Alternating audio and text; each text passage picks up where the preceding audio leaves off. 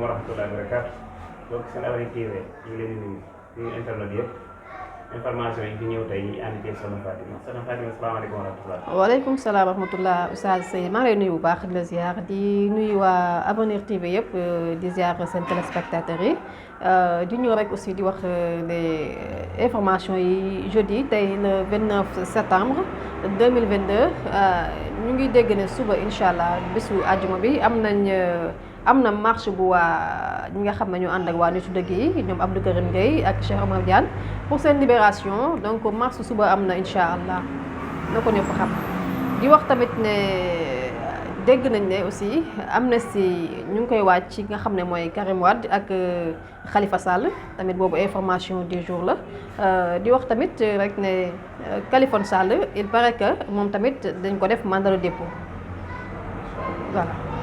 loolu mooy xabaar yi fi ñu woon tey. xibaar yi fi gën a fës. kon kan yaa ngi jox daje mbokk yi.